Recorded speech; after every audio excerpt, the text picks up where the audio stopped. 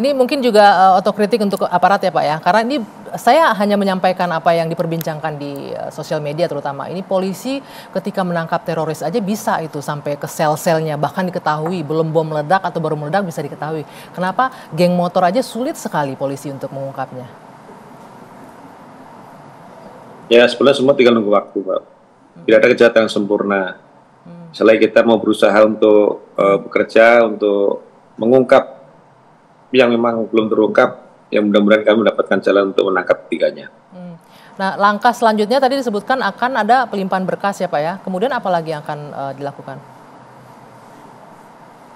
Untuk pelimpahan berkas belum, karena memang ketiganya belum dilakukan penangkapan. Nanti mungkin apabila sudah dilakukan penangkapan, kan akan enggak. Tadi pihak keluarga, maaf saya potong. Ya, maaf saya potong. Tadi pihak keluarga menyampaikan polisi mengaku ke keluarga sedang ada proses pelimpahan berkas gitu ya? Polda yang bilang dia sudah menerima pelimpahan berkas. Pelimpahan berkas dari mananya Anda nggak nanya? Enggak. Itu dari mana Pak Surawan? Ini kita mengkonfirmasi keterangan dari pihak keluarga. Polda itu dulu penanganan awal. Jadi penanganan awalnya itu dulu di Polresta Cirebon, namun kemudian dilimpahkan ke Polda Jabar pada saat penyidikan selanjutnya. Jadi pelimpahan berkas sudah lama kejadiannya, dan untuk berikutnya tentu kita menunggu para tersangka tertangkap baru kita akan lakukan berkasan kembali untuk. Jadi ini pelimpahan berkas ke tingkat yang lebih tinggi lagi ya gitu ya, Bang Reza. Sebentar Pak Surawan, tetap bersama kami terlebih dahulu. Bang Reza, dari keterangan tadi pihak kepolisian, dari pasal-pasal yang diterapkan, ini pasal 340, Junto 338, pembunuhan berencana artinya ya. Apa yang bisa Anda garis bawahi dari ini? Justru pertanyaan, kalau di film itu diilustrasikan bahwa maaf almarhumah Vina ini menjadi korban ruda paksa. Ya. Tapi kalau dari apa yang saya simak penjelasan dari Direskrimum Polda Jabar, tidak disebut-sebut hal ihwal terkait dengan penggunaan pasal ruda paksa atau pasal perkosaan. Ya. Memang hukumannya lebih berat kalau pasal pembunuhan berencana. Tapi maksud saya adalah seandainya ada pasal terkait perkosaan, maka pasalnya semakin berlapis, maka boleh jadi hakim akan semakin yakin, semakin mantap untuk tidak menjatuhkan hukuman seumur hidup terhadap para terdakwa. Tapi boleh jadi lebih berat dari itu, yaitu hukuman mati. Oke, boleh direspon Pak Surawan, kenapa Pak tidak diterapkan juga pasal perkosaan untuk para pelaku ini?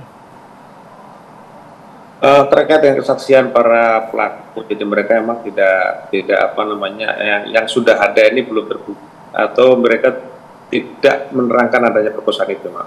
Tapi hasil visumnya menunjukkan seperti apa? Hasil visum kalau kita lihat di putusan pengadilan memang ada sperma di tubuh korban. Nah, apa yang menjadi alasan polisi tidak menggunakan pasal perkosaan, Pak, kalau hasil visumnya menunjukkan hal tersebut? Terkait pasal perkosaan itu kita perlu kesaksian ataupun pengakuan dari para tersangka. Pada saat itu kan memang para tersangka kemudian tidak mengakui perbuatannya. Kalau tidak mengakui perbuatannya agak lucu Pak ya. Lalu air mani siapa yang ditemukan di hasil visum itu Pak? Ya mungkin itu pada saat apa namanya otopsi mungkin tidak secara terlakukan uji DNA segala macam, itulah kami mungkin kesulitan untuk melakukan apa namanya pembuktian terkait siapa yang melakukan perkosaan terhadap korban. Bagaimana Bung Reza? Pertama, bukankah dalam setiap penanganan kasus ada wasidik?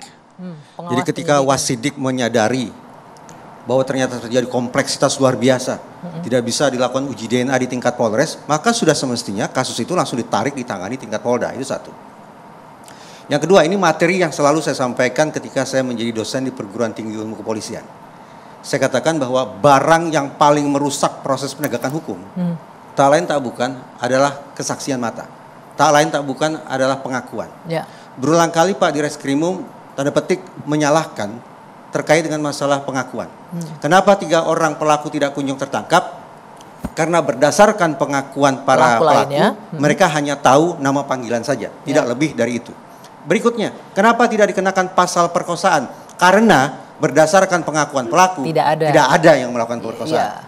Nah, kalau kemudian itu yang menjadi argumentasinya, maka sudah. Saya ingin mengatakan inilah wujud betapa teman-teman paling tidak di jajaran Polda Jabar tidak sungguh-sungguh menginsafi bahwa pengakuan, bahwa keterangan adalah sekali lagi barang yang paling merusak proses pengungkapan kebenaran. Tidak sungguh-sungguh? Paling mengganggu proses pengungkapan kasus hukum. Tidak sungguh-sungguh apa tadi yang disebutkan? pengakuan, keterangan adalah barang yang paling merusak proses penegakan hukum.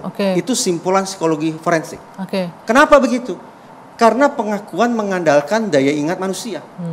Daya ingat manusia mudah mengalami fragmentasi, mudah mengalami distorsi. Apalagi pengakuan dari orang-orang yang sudah memperkirakan mereka akan dikenai hukuman yang sangat berat. Mereka akan berkelit ke sana, mereka akan berkelit ke situ. Karena itulah alih-alih mengandalkan pengakuan, semestinya dilakukan apa yang teman-teman di kepolisian banggakan sebagai pendekatan pengungkapan kasus berbasis saintifik. Uji DNA dan seterusnya. Nah, bagaimana tadi dengan temuannya ada air mani di situ disebutkan? Tadi saya katakan, kalau memang terkendala untuk melakukan pembuktian secara saintifik terkait dengan jejak-jejak bukti perkosaan, ya sudah wasidik semestinya langsung rekomendasikan, limpahkan ke tingkat Polda Jabar. Kalau Polda Jabar pun tidak sanggup, yang semestinya sanggup, limpahkan ke Bareskrim Mabes Polri.